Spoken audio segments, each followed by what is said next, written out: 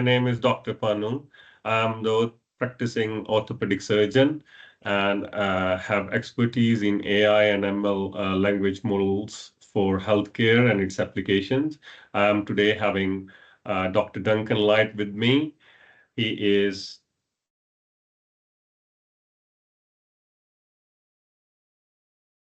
consultant surgeon turned medical technology reviewer with a strong background in surgical innovation, education, and regulatory affairs. He bridges the world of clinical practice and emerging MedTech, helping ensure that new surgical tools are both effective and safe for patients. Thanks very much, Dr. Duncan Light, to, to be with us today. Uh, in your practice, how have you seen technology fall short in addressing real patient or clinician needs? And what can be done differently in your view? Yeah, well, I think all of us in clinical practice have been aware of lots of areas where there's clinical needs, both for us and for patients. I mean, I think one area in particular for me that often comes out is, I think many of us in the technology sector, medical technology in particular, we do Yeah, often focus from our perspective as the provider, whether that's in the absolutely. hospital, as the surgeon, or even as the manufacturer, of the devices themselves. Yeah, And, I think sometimes we can forget the patient's experience within all this. And, I mean, I think all of us at the moment, I certainly am for one, um, very confused with the constant changes and deluge of new generative AI almost every week. And something new becomes obsolete, and you constantly feel out of touch, and that's us as clinicians and heavy users. Whereas from patients' perspectives, I think it's actually very daunting. Um, so absolutely. one major area that I think of is the patient's experience, and in particular, a education and awareness of these changes and what this modern hospital is going to be when imagine that you're rushed in with an emergency Yeah.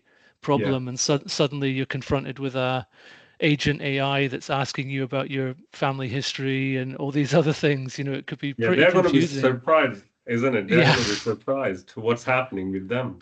Yeah, so Absolutely. I think we do have to think, number one, just keep some common ground and ensure that there's good patient awareness of these changes. Absolutely. So good materials, both from the hospitals, but providers and in local areas. So I think that's just one kind of broad area that I think is a big issue we need to think about. Absolutely. I totally understand your sentiment. I think a lot can be done to previously educate the patient how they are going to be managed now Mm, with AI bots and everything, and so that they are prepared that what they are going to face in the clinical settings. I yep. totally understand. And I think this is kind of an upcoming area where there is a need to focus on currently. I totally agree with you as a clinician Mm, and a doctor as well. Yeah. So yeah, I think there a lot can be done. There are a lot of AI applications in uh, patient education going on, but definitely before they come in, they should be having some kind of a priming for AI.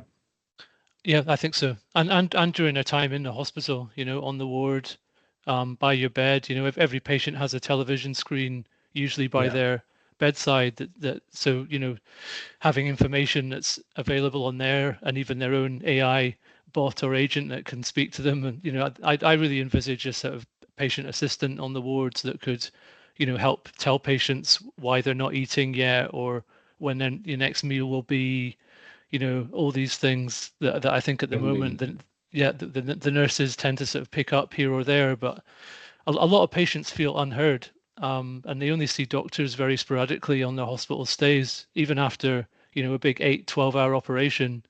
Absolutely. So imagine having that, a agent version of that surgeon with you all the time on your screen by the bed. You can ask them every question that comes to mind, all the random stuff, even what will it be like when I got home? Will I look different?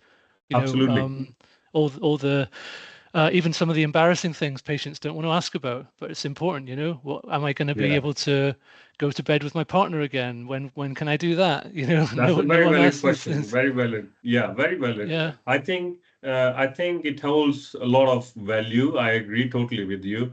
I think patients in the post-operative phase have a lot of anxiety, a lot of questions which cannot be addressed with the clinical team itself sometimes, which you yeah, mentioned. Yeah, that is like something which is new aspect which AI can definitely address. mm, And yeah, I mean, this is something would be another world where patients can see their AI bots on the TV screens and they can be monitored regularly with them. Definitely. yeah. Totally agree with you. Yeah. Mm. Yeah, how do you see AI supporting surgical planning before the patient comes in and decision making or post-operative recovery flows on that note? Yeah, I think again, one area that I'm particularly interested in with the developing availability of data that AI will give us, at our fingertips, is Yeah, particularly for complex cancer patients who, traditionally we have a definitely. multidisciplinary team meeting Yeah, where a team of clinicians in that particular hospital meet, with different experience and awareness yeah, and with respect, they decide on that complex patient's plan based on their knowledge and experience, albeit, there may be 20 people in that room, but those correct. 20 those 20 might not know the latest guideline that's just come out or the latest trial that that patient might be eligible for, that, and some patients, as an example, gain a lot of hope when they feel that they go into a clinical trial. So, to Yeah, me, I just really envisage the power of having an extra AI agent in the room when you're having these MDTs, yeah. where this agent can say, can All just add the that extra opinion, with access all to the all the, latest things about what their own clinical yeah, care, basically, isn't it? Whatever is latest, definitely. So it will yeah, definitely empower the physicians, I suppose.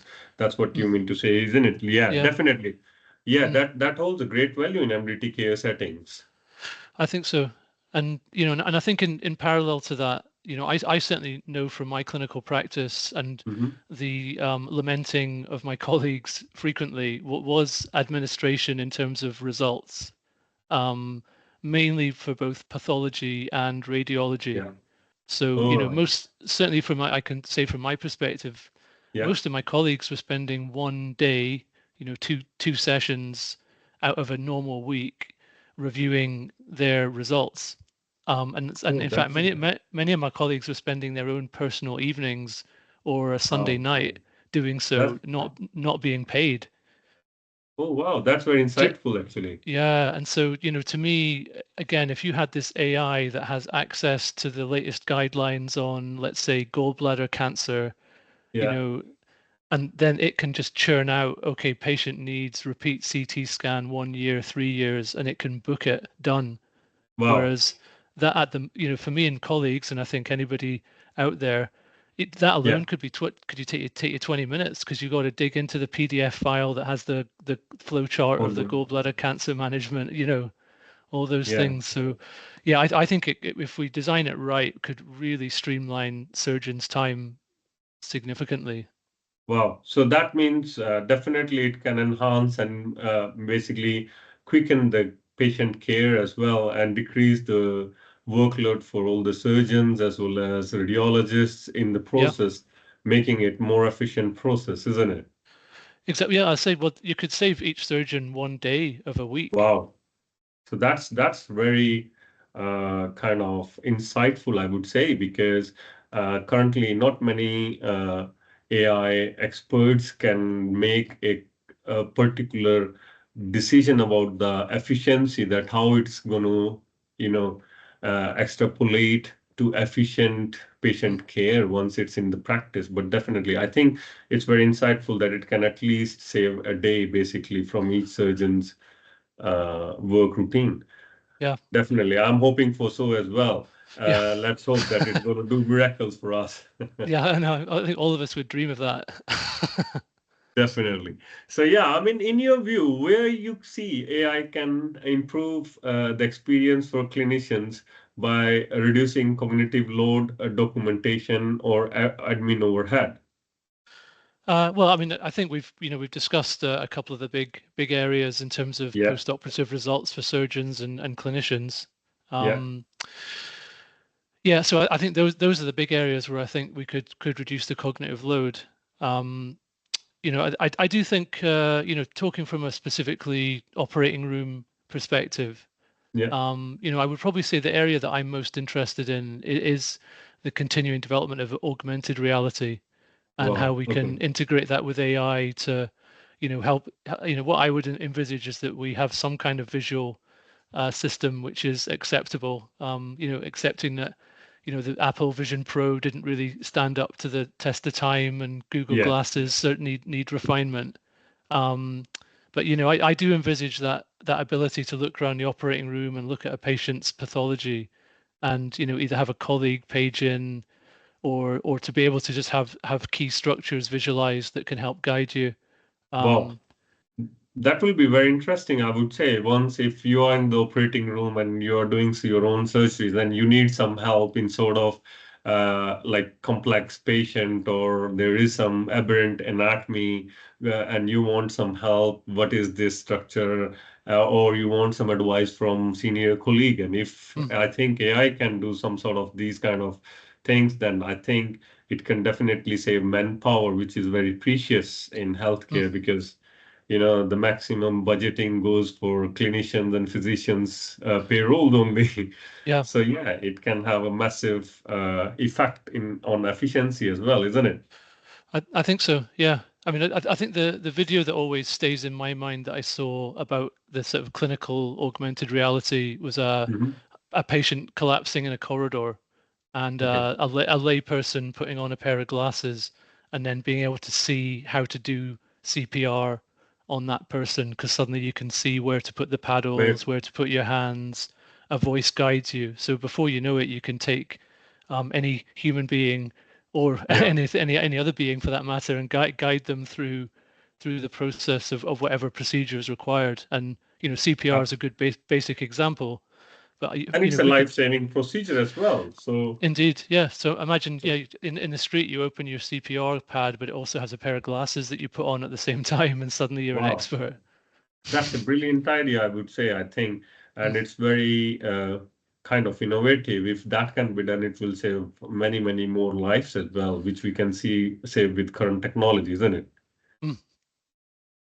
So, I mean, this is one example how AI will might help us to make a future better. How you feel like in future that these technologies shift can have a relationship between surgeons and patients. I mean, our listeners would like to learn more from your experiences and where it can be used basically in such scenarios.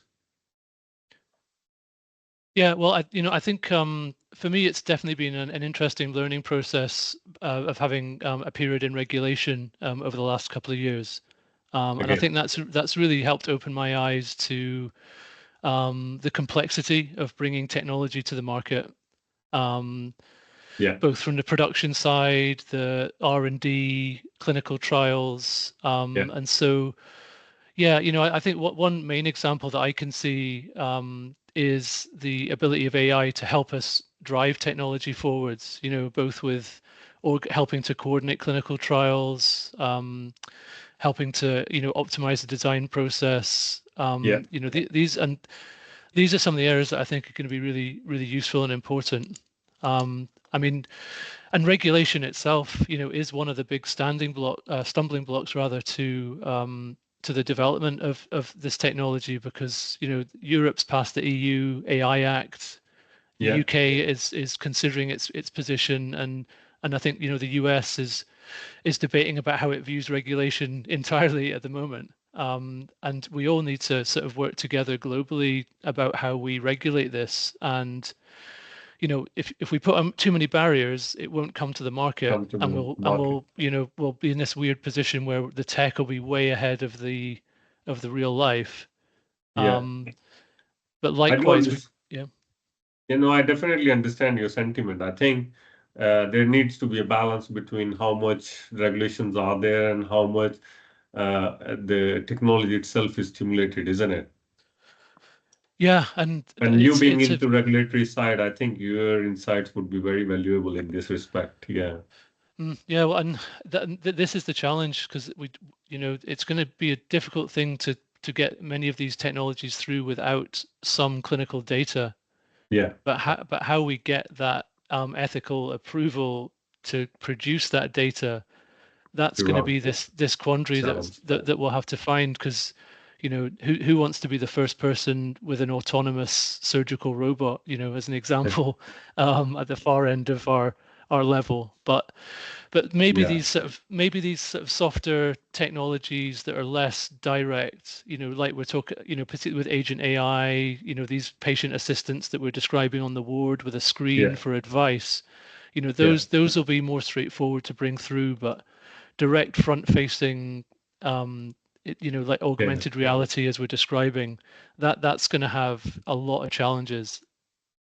I think you are quite right. I think looks like we need to step by step enhance what technology can do for us and try Mm, and test it at each step, and so that we can have proper guidelines going forward, yeah, and the technology does good for us rather than harming our care, isn't it? yeah, it's a balance. I think it's a Um, brilliant message. Yeah. I mean, I think the other area that I've sort of learnt an awareness of through regulation is the post-market follow-up and vigilance Yeah, for medical devices, and as an example, but software yeah. also. Hmm. And again, I really think that that's where I can see the next stage of integrated medical devices being a big step forward. Where, let's say, a surgical stapler or a energy device that we use will have a integrated function within the device and the power unit that Okay, will then feed back malfunctions straight to the manufacturer. Um, that's a brilliant use case for the technology, isn't it? For the AI, yeah, looks I like. think so. So I mean, yeah, I mean, I think medical device people and regulators can definitely learn from your advice and might be able to develop something like that in the future, isn't it? I think it's coming. Yeah, it's I guess smart devices one might call them. Yeah, Absolutely. So, Duncan, if you have to bet one AI-driven trend that could redefine healthcare in the next 5 to 10 years, what would it be? yeah. I'm torn. I think for me, I'm with the agent AI patient assistants on the All ward, right. really for helping to address patients' anxiety, concerns, and fears. To I, really stay in a world of constant or technological development that we live in, being yeah. able to still come back to the patients and to the humanity and the emotions that we're dealing with in the healthcare environment, and still keeping them paramount. I think we have to keep those as a guiding principle. I think so. I think so as well. I think the AI can and the technology can help us to a certain level, but we don't need to lose the key ingredients of the care, such as empathy, emotional attachment, and the kind of you know how we feel attached to each other. I think those are the key ingredients when someone comes to have their care in terms of patient and physician relationship, isn't it? So Mm. yeah, definitely, totally agree with you. I think here the AI and technology should help us in providing that care more efficiently rather than taking that care on its own hands. Agreed. Mm.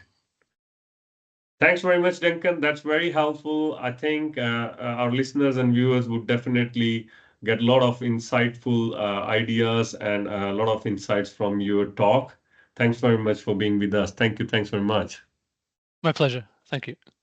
Have a good day.